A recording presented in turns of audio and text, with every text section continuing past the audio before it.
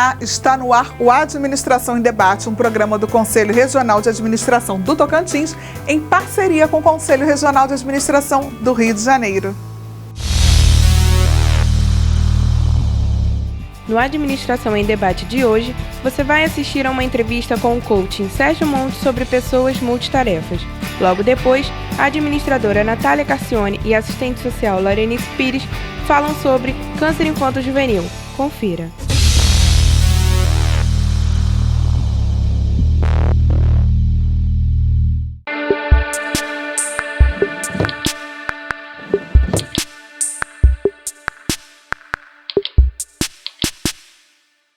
Olá, bem-vindo ao CRA-RJ Entrevista. Hoje nós vamos falar com o coach Sérgio Monte. Ele vai tratar sobre a habilidade de desenvolver multitarefas dentro do mercado ou no dia a dia. Seja bem-vindo, Sérgio, ao nosso programa. Obrigado, Tadeu. Primeiramente, vamos verificar como um profissional pode fazer para ser identificado por uma empresa como um multitarefa. Geralmente as empresas, hoje em dia, atualmente, estão procurando profissionais que sejam multitarefas. Mas o que se entende por multitarefa e aquilo que a empresa busca como multitarefa são coisas diferentes. Se entende como multitarefa aquela pessoa que faz diversas coisas ao mesmo tempo, simultaneamente. Mas não é isso que as empresas procuram. As empresas procuram pessoas multifacetadas, que consigam dar conta de várias atividades que envolvam um projeto ao longo da sua jornada de trabalho. Por exemplo, uma pessoa tem que estar numa empresa para fazer uma determinada tarefa específica até da formação dela. Mas ela também tem que dar conta de uma equipe, de liderar uma equipe, de gerenciar um projeto, de fazer um orçamento, de fazer uma pesquisa. Enfim, são várias tarefas que vão envolvendo ali ao longo a caminhada dela. As empresas consideram isso como ser um multitarefa. E aí, assim, para que a pessoa se torne uma pessoa desse jeito numa empresa, é importante ela ter uma formação e uma visão mais holística, tanto dela mesma como da própria empresa.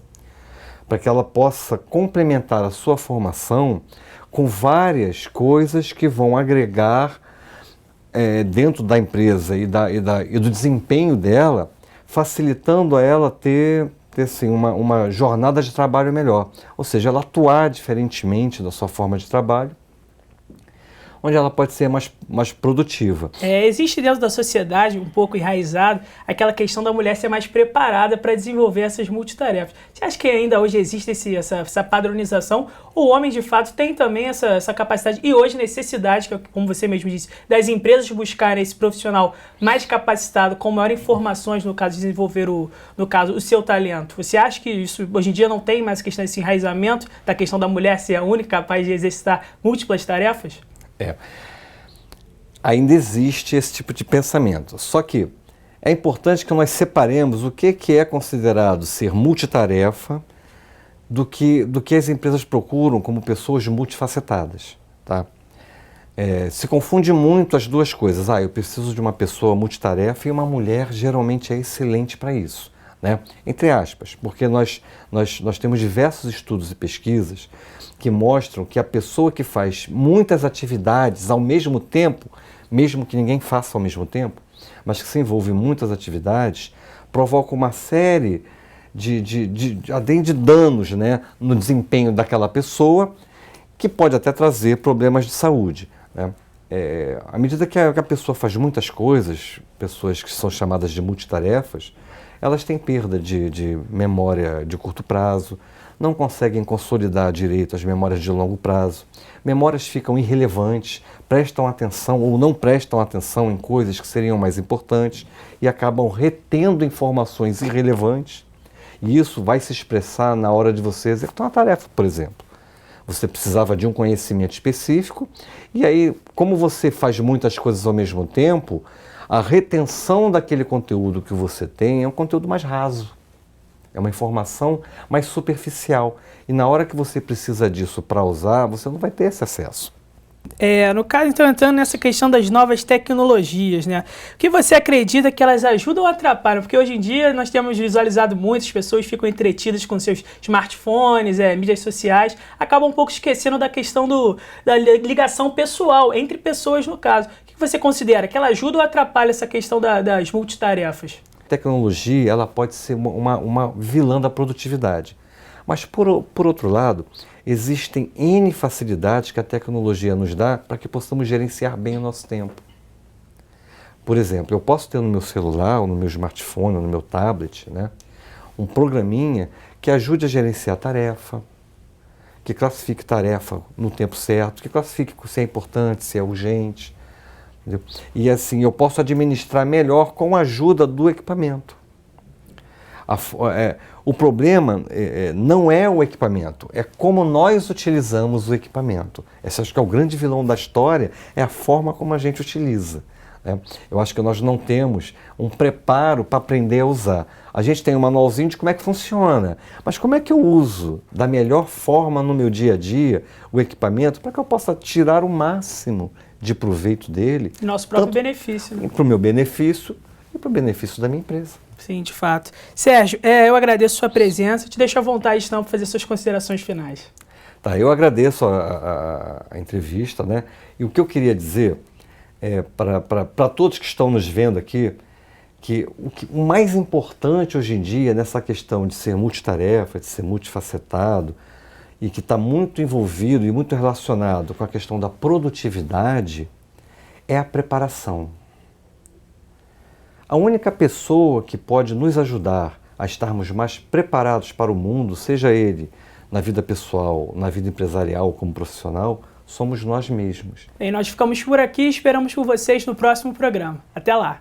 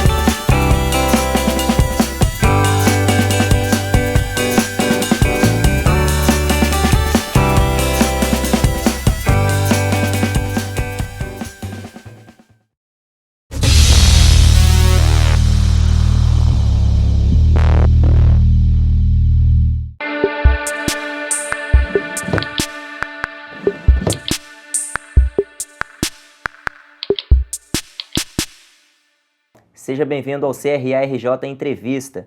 Nesta edição nós vamos falar sobre oncologia pediátrica, o câncer infanto-juvenil. Nós recebemos aqui no estúdio da TV CRA-RJ a administradora Natália Carcione e a assistente social Laurenice Pires. Seja bem-vinda, Laurenice. Obrigada, Josué. Natália, seja bem-vinda. Obrigada. A Natália, ela trabalha na parte da administração do Instituto Desiderata. Já a Laurenice, ela é a coordenadora de oncologia do Instituto. Apesar de parecer um tema novo, porque é pouco falado, o Instituto Nacional de Câncer, ele acredita que em 2016 e 2017, estima-se que mais de 12 mil casos desse tipo de câncer aconteça. Por que é necessário tratar esse tipo de assunto?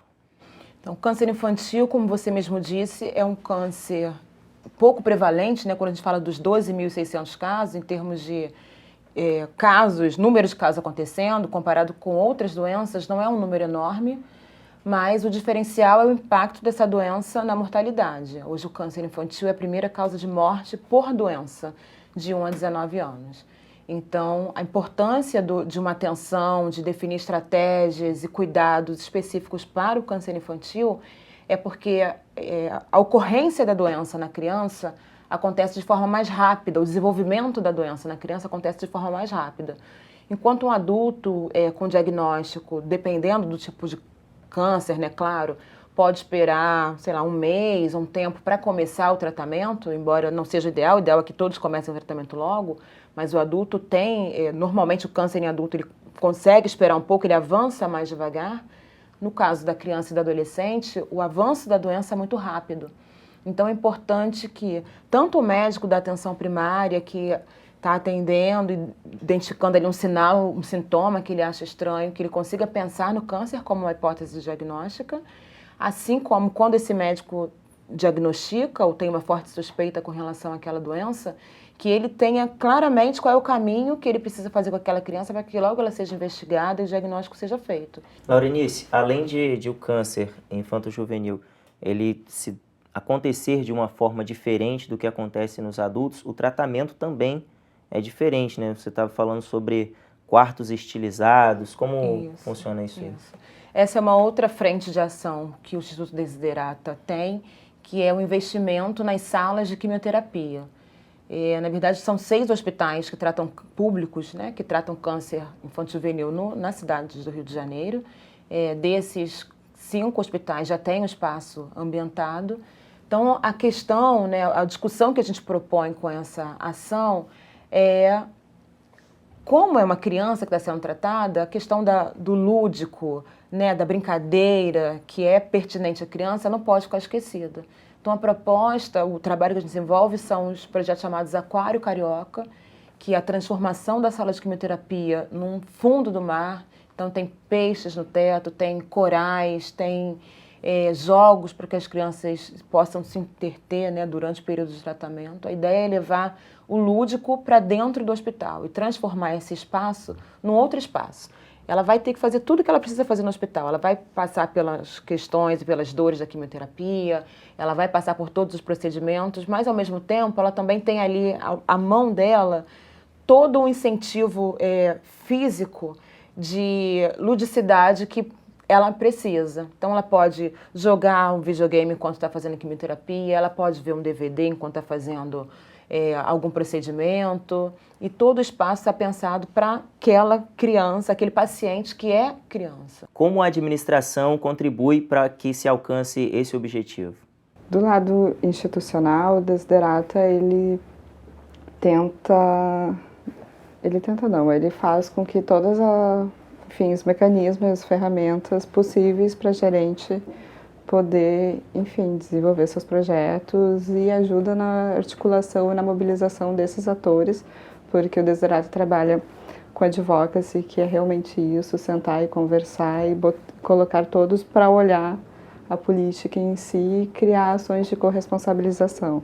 Às vezes pensa-se que o administrador ele está ligado simplesmente a empresas privadas nessa visão de lucro. Na sua visão social, de administração mesmo, qual a relevância que tem de o administrador que está nos assistindo agora participar desse tipo de trabalho? O administrador, principalmente, ele tem que estar envolvido nos projetos e conhecer qual é a dinâmica do projeto para poder auxiliar nos processos e poder facilitar, e não só no facilitar, em pensar em como fazer com que esse processo seja cada vez mais transparente para dar mais credibilidade na forma de atuação em si. Laurenice, quem quiser contribuir com o Instituto Desiderata e, na verdade, contribuir com todas essas crianças atendidas pelo Instituto, como faz? Vocês podem entrar no site, que é www.desiderata.org.br. No site tem as informações sobre as 2 áreas, na área de educação e a área de saúde, e é possível identificar como participar de alguma ação.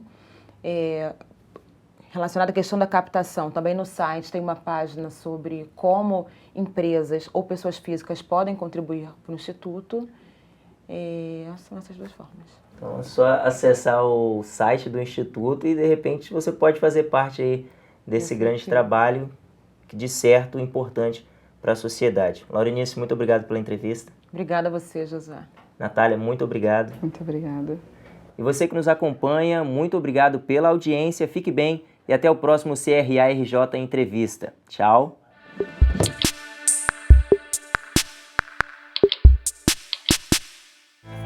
O Administração em Debate desta semana termina aqui. Na próxima semana, um outro programa para você. Até lá!